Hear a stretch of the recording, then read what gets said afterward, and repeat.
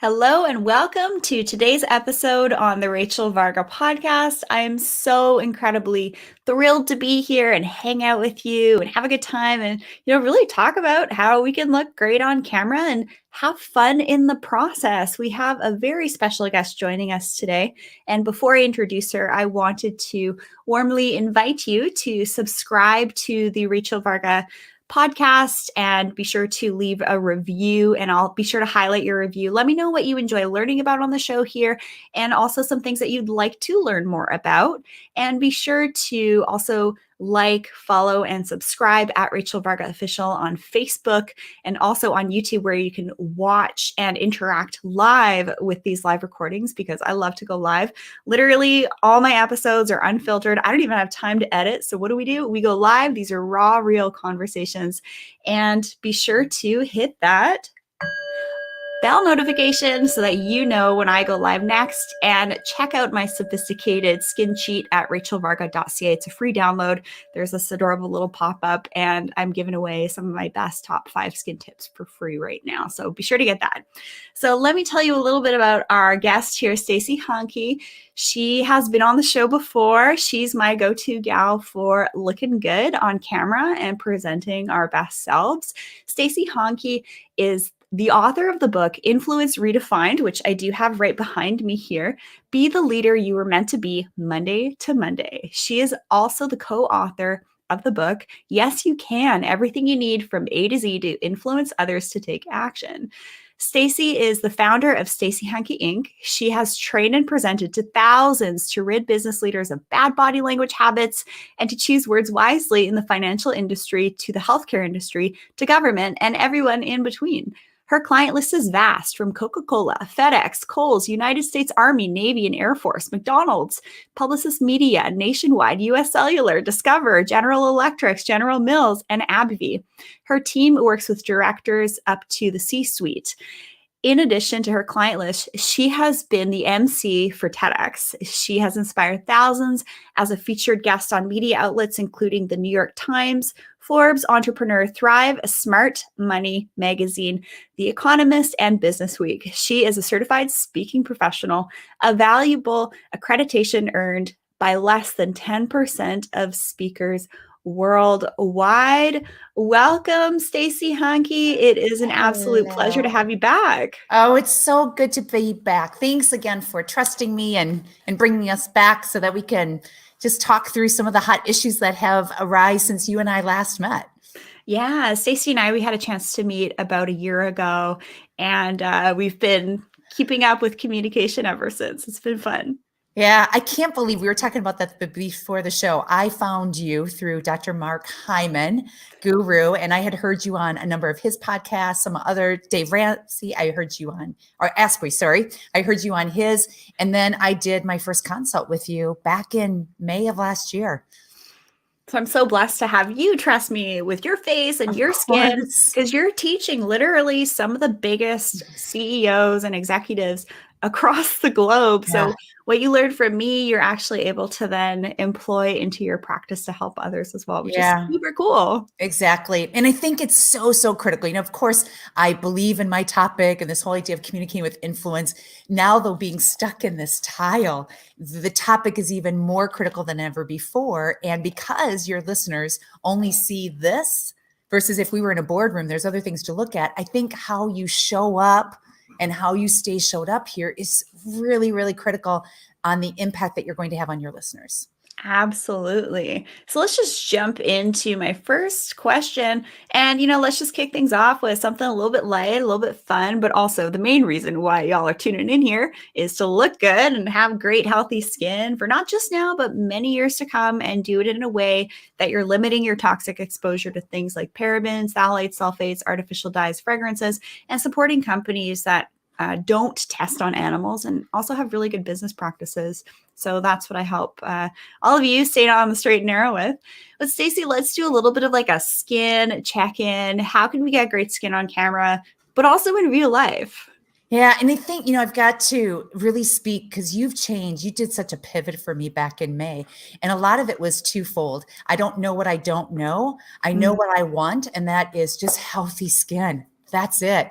But then when we were put in this virtual environment, and probably like all of our listeners right now, you keep seeing yourself every day on this Zoom. And I started to realize, ooh, I don't like that. I don't like that. I don't like that.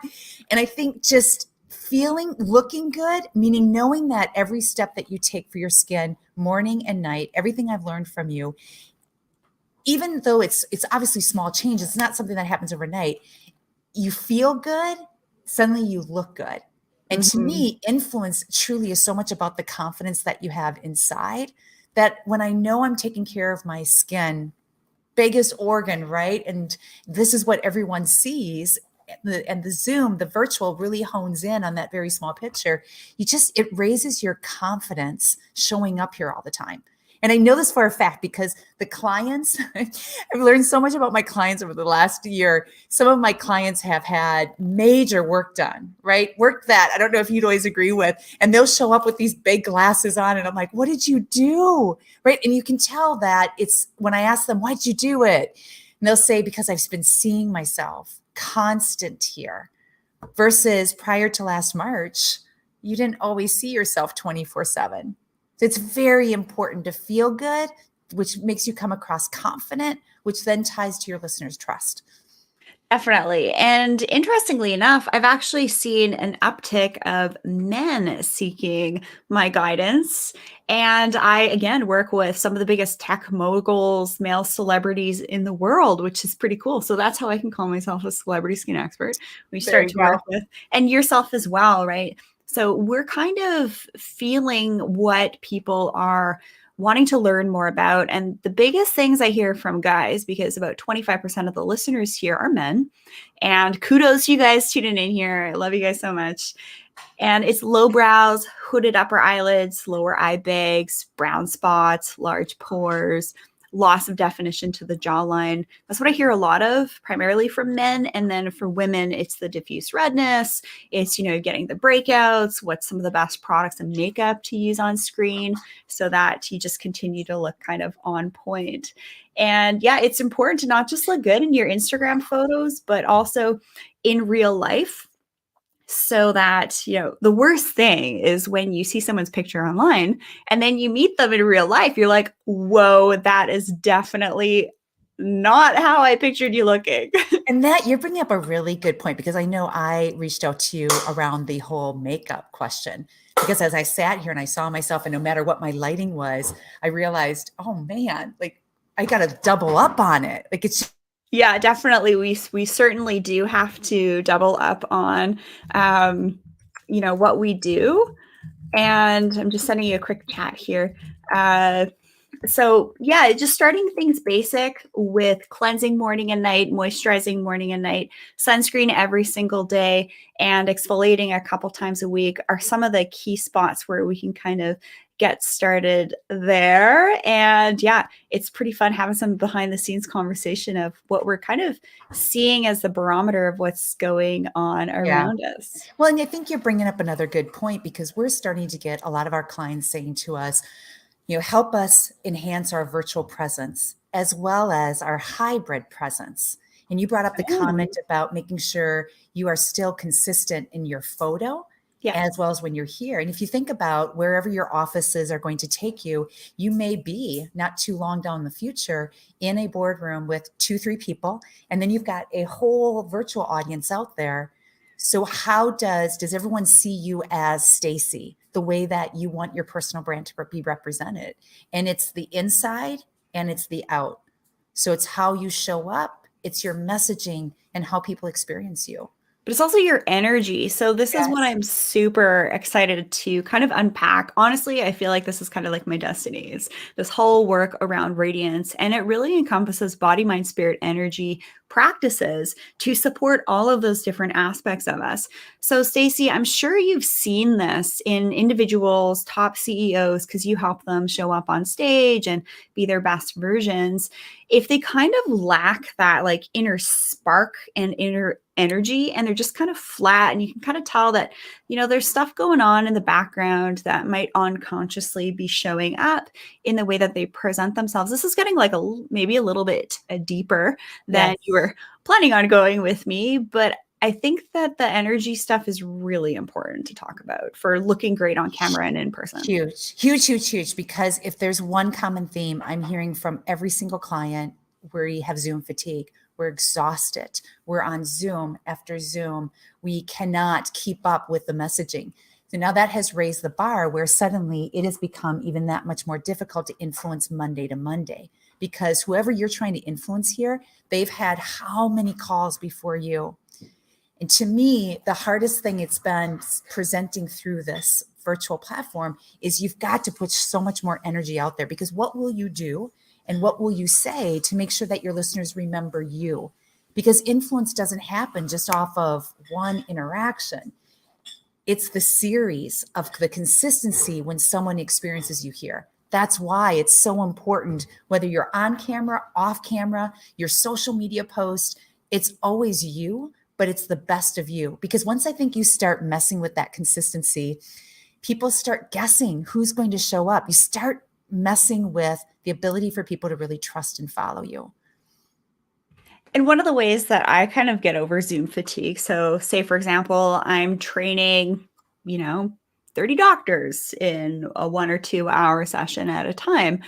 And a little tip that I like to do is I like to actually have the Q&A, the comment section live, because say Yeah. I'm going over a concept and I get a little question there. It's okay. If someone has this question, probably more people do as well. And I want to do that. And what it does is it actually makes it a little bit more fun for me. I'll use the individual's name who I'm connecting to.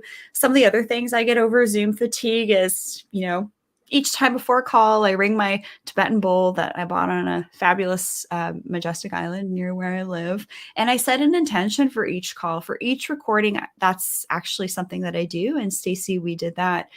What I also like to do between calls is maybe just run up the stairs a couple of times, put my Yes. feet on the ground outside, maybe get some exercise. I drink a ton of water so that I'm constantly, my mouth doesn't dry out and stuff like that. So just little things. What are some of the things that you do between calls? You got it. And I'll share not only what I do, because I've stolen them from our clients, right? And the advantage I have, I get to speak to so many different people on a daily and a weekly basis. The big one for leaders now has been taking the commitment of blocking out maybe 30 minutes a day, and you cannot touch that time frame. And I started that I was coached to do that from my coach, and he said, you're going to burn out so fast, because I was doing these 7 a.m. till 8 o'clock at night, like just all day long, right? And I know it's not right, but it was just, I've got to get this accomplished. And I started one day a week. 4 o'clock is my go outside, walk around Chicago, which is where I'm based. And now it's every day, Rachel. And I don't care who wants to get on my calendar at that time. You don't touch that. The other thing that some of my leaders are doing is even a 5-minute slot in between each call. Because what's happening, if you're Zoom after Zoom, you never get to effectively provide closure to the call you just had. And now you've got to get ready for the next call. If you don't have time to do that, how are you mentally and physically preparing that the best of you shows up every time? I have another client who does, depending on the relationship of who she's trying to influence, she will do walks with them. And she literally sends the meeting notice, hey, I'll be out walking. Is this a good time? If you can escape? And I like that idea. The other is if it's rotating meetings, let's say you're meeting with your team every Monday. If you're not doing this already, you should not be leading the whole meeting. Alternate who is leading those meetings and make it a point that the first 2 minutes into these meetings, you're not doing the work. And interact as much as you possibly can. Some of the trainings that we do, if they're a little bit longer, we'll do breaks on the top of every hour, but we'll set up an assignment and we'll say, all right, everyone come back with something new to drink for the rest of the day or for the rest of the next hour. All right, come back. We want you to do a couple of push-ups before you come back, and we'll see how many you did, who beat the other person out. I think there's ways to make it entertaining. Again, it comes down to what can you creatively do that still represents your personal brand, right? We still want to be consistent, but it's different. It's different than what everyone else is doing. We're on another Zoom. How's everyone doing today? We are here today to talk about, and already people are like, this email is so much more important than what is going to happen here. Got to think outside. No pun intended here, Rachel. You got to think outside the box. I mean, literally, you've got to come up with ways. How can I get people to see my name on their Zoom and not think, oh, not today. I don't want to deal with her today. It's so dry and boring. Rather, that's going to be a fun call. That'll be a break. I had a call this morning with a client that didn't really, I've known him for years, but until Zoom, we have really become close. And I hear him trying to motion to keep his dogs quiet. And I'm like, I know you well by now. So I asked him about it and he's like, you don't mind if they run? I'm like, no, let's see them. And suddenly it just opens up this whole other world of conversation. And it's also fun for you that you don't come on every call and you feel like, oh, it's just to check the box. But it is build the relationship, then check the box. I love it. I'm going to share one of my well-kept secrets, and that is, if you're watching this, I'm holding up my tuning fork right now. So my TCM gave this to me, my acupuncturist, traditional Chinese medicine doc. And what I do is I hit it. This is going to be kind of loud on the microphone. And I just really love the vibration. And what's really cool is I'll actually hit it underneath the camera, and then I'll just put it on like my hip bone or my knee, and it actually kind of wakes me up. I did this for a 3-hour session that I led with 15 health experts right when lockdown happened. And I really just wanted to get some good information out there to help people have happy and healthy households, because we were going to be, locked in our homes for who knows how long. The worst thing that happened after that was actually a lot of my stuff got blocked, which is really unfortunate. So there's a lot of stuff going on behind the scenes here with, healthy information I want to share. And unfortunately, what can happen is then my stuff won't be seen or heard by those it could impact the most. So please be sure to share the podcast, Instagram, Facebook, YouTube, with whoever you think could benefit from, ways to look good and take names and crush life and, be radiant in the process. Yeah. So how can we what are the how-tos for having fun by increasing our listeners' interaction and engagement? One thing I like to do, Stacey, is use their name quite a bit. What are some of the things you like to do? Yeah, ditto, definitely for that. Something that we do with our immediate team is every time that we meet every other week, everyone quickly goes around and talks what they're grateful for. Now, I want to tell you why that open-ended question is so important. And I use it with my clients. Sometimes I'll ask them, what's been the silver lining for you? What are you doing to take care of yourself? What are you doing to keep your people's head in the game? Because otherwise it's, how are you? Now it's so closed. And now more than ever, to get through the fatigue, to increase interaction and engagement, the true key is someone who can communicate with empathy, which means figuring out where is your listener today versus where they were a month ago or 2 months from ago. And you and I got to do a little personal conversation before we started here, which allowed me to just see where you're at right now. That question, that open-ended question, is really going to help you go from here to figure out, oh, so this is where I need to take them. That's one piece of the interaction. The second is ask more open-ended questions than you ever have. And I challenge you, just even with whoever you're sharing your space with right now, tell them to tell you, bring to your attention every time you ask a closed-ended question. You might be surprised how closed your world is, because if you don't ask open-ended questions, you've got a very closed knowledge level and experience level. The other piece, again, is rotating who's leading the meeting. I call people out really early on in this space. Always cameras on. All of our clients know that. Don't even bother showing up if you don't turn your camera on. It's not going to work. And I really preach that, because I say to them, I want to demonstrate what you should be doing with your teams, because if you let them not have their cameras on, unless, there's something really going on at home, I get it, right? And there's an emergency or something, you don't know if they're there with you, and you need to physically see them, because this is all you've got right now. And there's so much here about the nonverbal that we can still see to determine how they're doing. And then ask your team. If you're meeting with your team on a regular basis, ask them, what other interaction techniques do you think we should be using? What's working? I ask my clients a lot. I do like check-ins, and I'll say, we only know what we know, but I'm so curious to learn from you too. What have you been doing internally that really keeps this interaction high? Love it. And one of the things that I also wanted to share that you mentioned was doing like a real life check-in. I was very open with you, Stacey, like, how you doing? Well, I'm not going to lie. I'm not going to say, it's all fun and dandy, daffodils and Right. daisies, right? Sometimes Right. it's nice that we can just feel comfortable enough to actually share some of the struggles that we're having. And then what we can do is actually share it. It allows us to, be more human with one another, and also maybe Does. offer ways that we can continually help and encourage one another too. And I think there's a lot of power to that, to just being real and sharing when things are on our minds. So true. I think about, especially when we were really deep into this pandemic, when it was first starting, and my clients just would open up and they'd be talking about these tragedies that were happening. And as tough as those conversations were, Rachel, if I didn't know that that's what was going on in their life, I could have really jeopardized that relationship because I would have come in probably too strong. I may have sounded totally not caring and authentic because I'm with my agenda. There's one thing this virtual environment has taught me is go back to basic communication 101 here. Speak 20% of the time. If you can really get them to speak 80, and you can be busy taking notes, let them know you're taking notes in front of you to make sure you capture what's important to them. Your relationship can only go that much higher.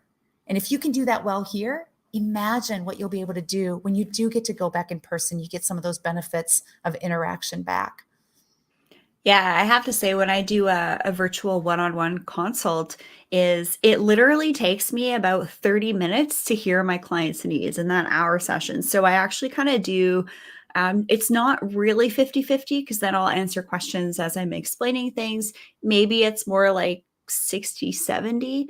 And that's really key because I hate to say this, but the standard med spa model, when you go in and you're meeting with a consultant, they're not even the provider, you're getting a free 15-30 minute session. What can you talk about in 15-30 minutes? It really takes me an hour to really be able to hear my clients' needs. What are their skin goals? What do they want to work towards? And then create a plan together that's going to be able to suit their budget, their lifestyle, if they want to focus a little bit more on the at-home stuff, because getting into the clinic might not be as convenient right now. So that's definitely an approach that I like to take, is to really give that time to share what's on their minds. What are their true skin goals? What are they really wanting to learn from me? Yeah. What we call that really identifying your listeners' why. Why is this conversation happening now? Why do they care about your topic? And the what is important and the how is important. But until you go to the why taps into your listener's point of view, which that's what drives emotion, which ties to getting them to act on your recommendation. And I know when you and I met the first time, you were really good about, you just asked me the question and you listened. Now, the fact that, I mean, how sad is it to say, how many times do you feel like you're really being listened to, especially here, versus you're just on that meeting agenda to say, okay, we're good, we're done. The fact that you come on, this is for all of our listeners, and you really put in that effort of, I truly care what your why is. Before we bring on mentees, for example, and that's a very intimate relationship, one of the questions I will always ask them is, why? Why are you willing to not only take the time, but why are you willing to really put in some grit here and do the work? And that will really, some people get really pushed back from it because they have never been asked that. And others, when they know that answer and they know exactly why, that's the right fit. I love that. So, Stacey, what steps can we take to make sure the best of us shows up? Like, when do we actually make that call? Okay, my energy levels are pretty low. I think I need to take the time just to recover. And, when can we kind of push and get through a full day of calls? What's your barometer for that? Yeah, and trust me, I am still learning this as well. So I'll just speak from the heart of what we've done. I find the time of day that I am really good about pounding and being on these. And I try to schedule as many as possible before 2 o'clock. Just my thing. Now that doesn't mean I can't do it after that, but I know I can push, and I do really put the gaps in between, even if it's 3 minutes, it's enough time for me to get closure on one call and prepare for the other. I was telling you before we did this recording that a couple of months ago, one day a week, I would say 4 o'clock to my assistant, we don't schedule anything. I'm going to get out and I'm going to walk. Well, I got a taste of that, Rachel, for maybe a week or two. That's all it took. So every day at 4, unless it's a real big emergency, but I don't do brain surgery. So there, to me, there's no emergency. 4 o'clock, no one touches that. Find your time of day when you know this is the best of you. Now, the other thing that one of my clients brought up at the very beginning, he was really struggling with this whole idea of the best of him showing up. And he said, I figured it out. Now that I'm at home, there's no routine. Versus I would drive to the coffee shop. I'd listen to a podcast on my way to work. I'd mentally get present. When I figured that out we're on a very strict routine in the morning. Everything that I do before I start at 8 a.m. So I'm up at about 5:30, but it's all me. It's all me stuff. And if I don't do that and suddenly I'm on at 8 a.m., I'm disjointed here because I've not done anything for me yet. And I think that's the other part that's causing fatigue. We give from, I don't know, 7 a.m. to maybe 9 o'clock at night or whatever your schedule is. And then you get frustrated, right? You get frustrated because you're thinking, well, now I'm too exhausted. I haven't worked out. Now I've got to take care of the kids, whatever it might be. I think we just have to be more stricter with our calendars when you've got the opportunity to do it. But block time out in the morning to get done what you need to do to take care of yourself so that the best of you shows up every day. I love my morning routine. And when I'm working from home, I actually have my first call at 10. I don't schedule anything before that. For you. So I have time to do my morning meditation. I have time to cuddle up with my hubby, and then I'll have my coffee. If I'm breaking a fast, say for example, this morning my husband actually made me some fabulous pancakes. He actually makes the best pancakes.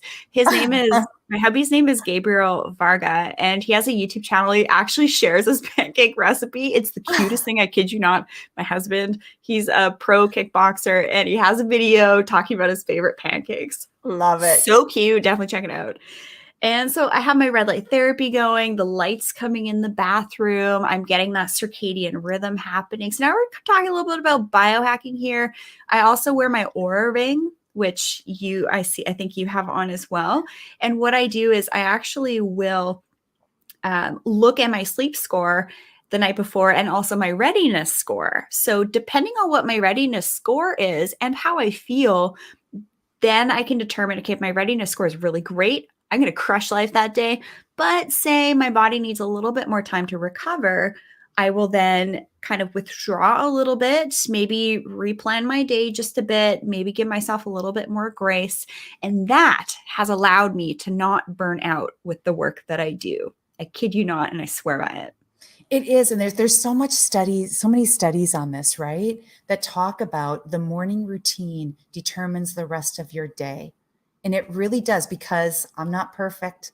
And when that morning routine, for whatever reason, I didn't sleep well that night, I didn't get to bed when I typically do, and I skip the workout or I get up a little later, my day is really off. I feel very disjointed. I've got to compliment you too on the Joovv. I don't think I shared with you. I bought the Joovv. It's That's like awesome. the best thing ever. It's so decadent. I'll actually have it going in the evening as well. And it's just my thing. I actually keep my Joovv light in my bathtub. Not in my bathtub, sorry, Yeah. in my bathroom on a plant stand. So it's obviously not going to fall in the tub, and please do not electrocute yourself. That's the disclaimer right here. But I have a really great interview with Wes from Joovv. If you just head over to rachelvarga.ca/blog and look up JOOVV, you can actually find some more information there. But it's just these little things that I'll do to help myself land in the day, because when I haven't taken that time, I just simply feel like I'm like floating and I'm like half here. But when you just take that time to really just ground with yourself and land, you're going to be more in the present moment. Right. I think the big takeaway from this, if your listeners haven't done this already, really evaluate the last 12 months of what's worked, because what works, you want to expand that. And sometimes we're always about the weakness, the weakness, the weakness. And a lot of our coaching is, well, let's expand the strengths, and the weaknesses, well, we want to balance those out, or we need to find a resource for it. I think that now, and I might have shared this on our last podcast together, this virtual world has really been a gift. Now, I know some of your listeners may not like to hear that right now, depending on what their situation is. I mean, from a standpoint, it has allowed us to really think through, how do we develop now? Because we'll maybe never have another opportunity like this again when we are home. We're not living crazy lives, especially if you're a traveler and you're in the comfort of your home. If there's one thing that we all, no matter where they're listening in right now, this very moment, if there's one thing we've got control over, it's our development. Only you can do that. And also, I will share here, and then we're going to wrap things up, is that my husband and I, our relationship has actually become even stronger because we've been doing more together, and I have more time to see him. And I just I think that's really important. This time's either made or broken relationships, unfortunately. Right. And I mean, that's okay. Stuff happens, things change. So, Stacey, where can people find you? How can they pick up your book on Influence Redefined, Being the Leader You Were Meant to Be, Monday to Monday? Yeah, we have really, our goal over the last 12 months has been a resource from afar. So every social media platform, you'll find us there. A good start, though, and we do a lot of video blogs like yourself to constantly be pushing out tips and recommendations. Go to our website. That's a great place to start. And I see you've got it up. It's Stacey with an EY, HANKEINC.com. Mm-hmm. And it's also the information to work with Stacey and check out her book, and her bio is in the show notes below here on the Rachel Varga Podcast YouTube channel and Facebook. Stacey, we're definitely going to have to have you back Right. on. I'd love to. And if you're hearing us for the first time, hang out. Go back and check out our other episode. And you can find all past episodes on rachelvarga.ca/blog. And just look up Stacey Hanke and you'll see our other call there. Well, thank you, Stacey, for joining us. It's just been a pleasure having you back on the show. Oh, I love being here. Thank you so much, and sending all your listeners the very, very best. Be safe. Absolutely. And I'm so grateful for each and every one of you tuning into the show. I love hearing from you. Please don't be a stranger. Send me a message. info@rachelvarga.ca is the best way to email me. You can also reach out on Instagram @rachelvargaofficial or on YouTube. I love hearing from y'all.